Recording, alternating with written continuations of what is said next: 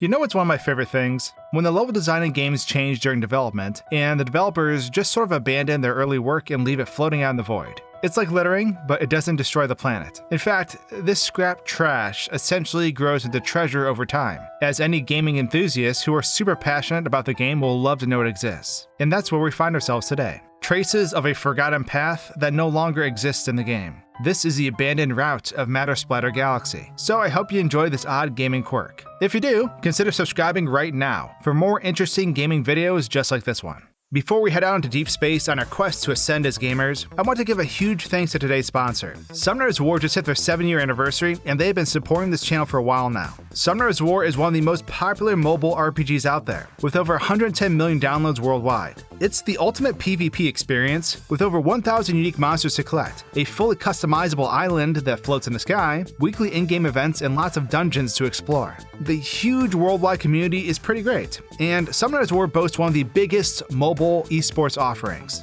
With their 7-year anniversary, they're giving players 100 7th anniversary scrolls for free, which can be used to summon powerful monsters. Users can collect special coins by logging in daily to spend at the anniversary shop too. You can even join their dance-off competition on Instagram to win all sorts of really cool prizes. So if you want to join the festivities and become the next champion, click my link in the description below to try Summoner's War today. And once again, huge thanks to Summoner's War for sponsoring this video and for their continual support on this channel.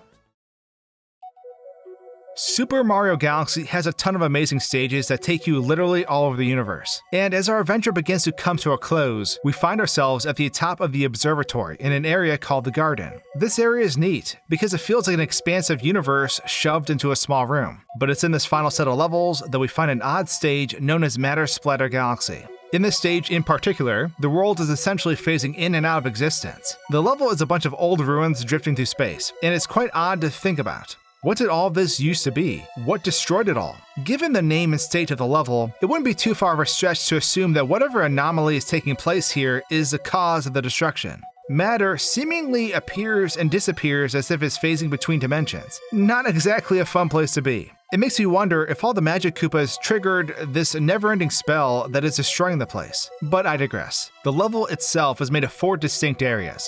It starts off with a 3D explorable ruin area that eventually warps into a 2D side-scrolling section, which then leads to another side-scrolling section that must be cleared with a spring mushroom. And then it finishes off the level with another 3D auto-scrolling section. Every time you change areas, the skybox goes from neon green to black, back and forth. But of these 4 areas, there actually exists a 5th. But the problem is, this area is completely phased out of existence. Much like how the level itself reduces to nothingness in the auto-scroll section, this pathway actually has no floor. It's a bunch of floating objects that are the remnants of something that used to be. What you have is various star bits scattered about and a question coin floating out in the void, which is pretty interesting. So question mark coins in the Galaxy games typically spawn objects when they are hit. Sometimes it is star bits, sometimes it is something else that is more important. Either way, they act as a switch. So that's what is really exciting about one floating in the middle of nowhere.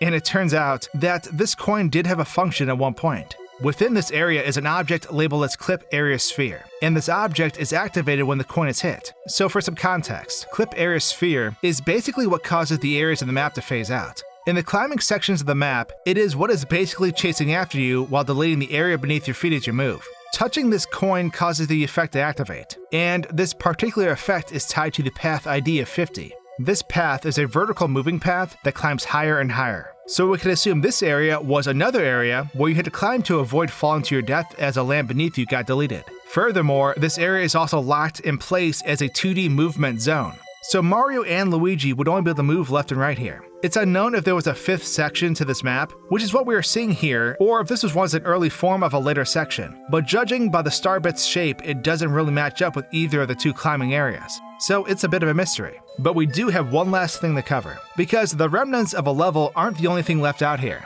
There's a Magic Koopa that no one has ever fought before too. So about halfway up the invisible climb off to the far left side is a Magic Koopa that has never spawned for any player. If we count up the total number of Magic Koopas in the level, we'll find that every Magic Koopa is accounted for during normal gameplay except this one. And the way Magic Koopas work is they don't actually appear until Mario or Luigi draws near, which is kind of sad. This Magic Koopa started a game of hide and seek and never came out of hiding. He's waiting in the dark depths of space, beyond the skybox, for all of eternity. There's no way for Mario to get over here, and even if he could, he'd just die. F in the chat for Space Magic Koopa who never got to carry out his duty. But all of this is really neat. Either Matter Splatter used to be a longer level, had additional stars, or perhaps what we covered here today is just the beta form of an area that evolved over time. The developer cloned out the old layout when adapting the new layout, so they had a copy just in case. And then they forgot. The remnants of their work, poised between two giant green skyboxes never to be seen by anyone until today. And that's what I absolutely love about Super Mario Galaxy. So I hope you enjoyed this neat overview. And a big thanks to CaptainByte for teaming up with me to tackle this. Cheers.